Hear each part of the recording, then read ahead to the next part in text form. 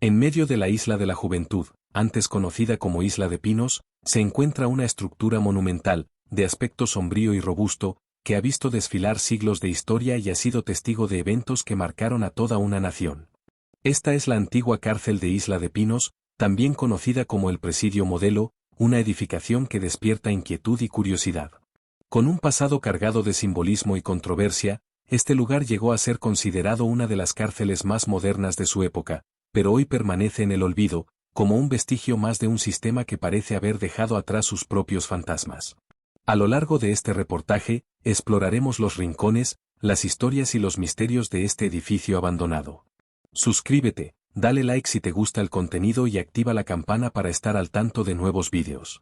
Para entender la cárcel, primero debemos entender el lugar. Isla de la Juventud, originalmente llamada Isla de Pinos, fue descubierta por Cristóbal Colón en su segundo viaje en 1494, y con el tiempo se convirtió en un rincón semiabandonado de Cuba, destinado para cultivos y ganado. No fue hasta el siglo XX cuando este lugar ganó una importancia considerable, cuando el gobierno cubano decidió construir en ella una prisión que seguía el modelo estadounidense de presidio panóptico.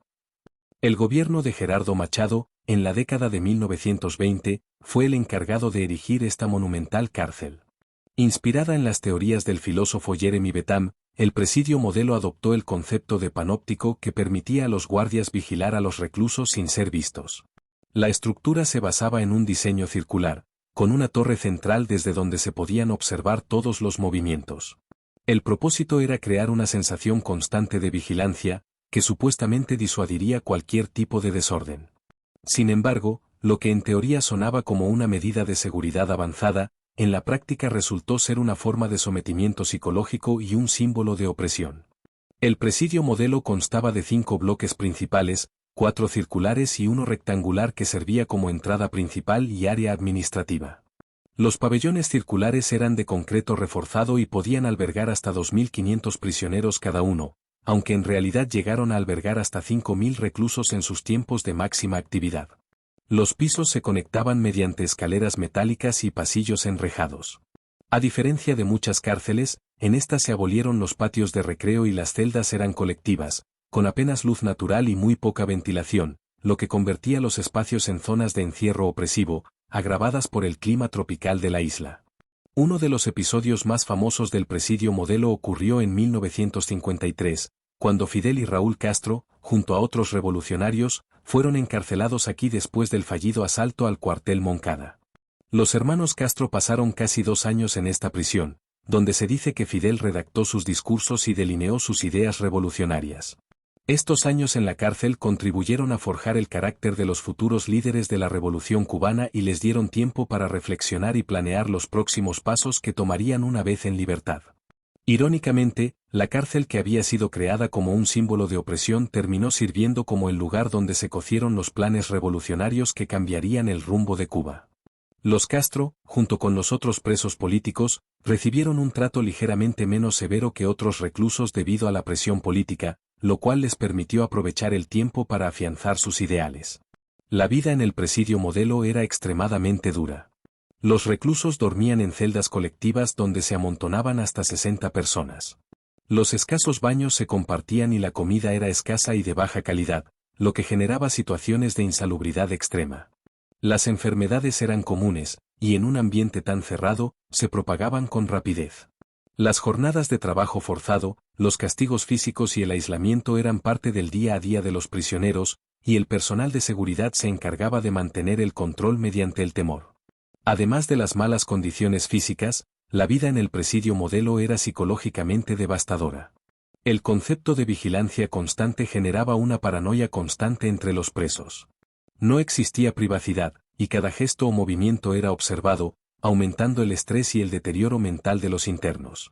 Los testimonios de algunos de ellos relatan la experiencia como una especie de infierno en la tierra.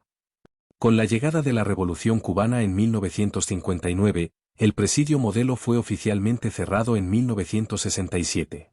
La revolución cambió la estructura política de Cuba y con ello, la necesidad de un presidio como este. Además, el enfoque de la revolución en el hombre nuevo, un ideal de rehabilitación y educación, contrastaba fuertemente con el modelo opresivo de este tipo de cárcel. Fue entonces cuando el edificio fue abandonado, quedando como un símbolo de la represión y el sufrimiento de épocas anteriores. En las décadas siguientes, el edificio comenzó a deteriorarse debido a la falta de mantenimiento. La estructura fue tomada por la vegetación, las paredes se agrietaron y el concreto empezó a desmoronarse. A pesar de haber sido declarado Monumento Nacional en 1978, poco se hizo por restaurarlo, y hoy en día, sus pabellones se mantienen casi en ruinas. Solo unos cuantos visitantes se aventuran a recorrer sus corredores fantasmas, encontrándose con un lugar que ha sido absorbido por la historia y el abandono. Las leyendas urbanas no tardaron en surgir alrededor de este enigmático lugar. Muchos visitantes y trabajadores aseguran que en el presidio Modelo se escuchan ecos y ruidos extraños, y algunos hasta afirman haber sentido presencias inexplicables.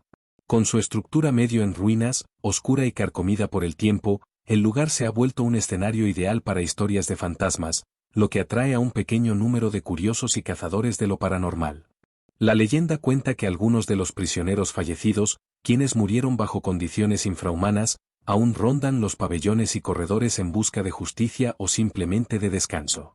El presidio Modelo representa un capítulo sombrío pero importante de la historia de Cuba.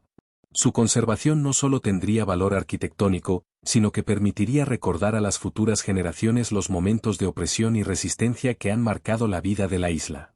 Muchos historiadores y arquitectos han sugerido convertir el presidio en un museo de la memoria histórica, donde se cuente la historia no solo de los presos políticos sino también de los presos comunes, los trabajadores y todos aquellos que, de una forma u otra, dejaron su huella en este lugar. Para concluir, la antigua cárcel de Isla de Pinos representa mucho más que una estructura abandonada. Es un testimonio de la represión, la vigilancia y la transformación que vivió Cuba en el siglo XX. Con su monumental arquitectura, la cárcel es una reliquia del pasado que aún sobrevive, aunque de forma frágil, como recordatorio de los errores del pasado y de los sacrificios de aquellos que lucharon por sus ideales. Pero la pregunta final es inevitable: ¿por qué Cuba dejó morir estas instalaciones? ¿Fue un intento deliberado de borrar un pasado incómodo, un reflejo de la falta de recursos para la preservación histórica, o simplemente el producto de un gobierno que mira hacia adelante sin querer voltear la mirada hacia los lugares de su propio sufrimiento? Aunque no hay una respuesta definitiva, la historia del presidio Modelo es una invitación a reflexionar sobre la importancia de preservar los vestigios de nuestra historia, para que las generaciones futuras comprendan mejor los sacrificios y los desafíos que enfrentaron sus antepasados. En última instancia, la historia del presidio Modelo permanece en suspenso, como un testamento de la resistencia humana y un eco persistente de los misterios no resueltos en la historia de Cuba.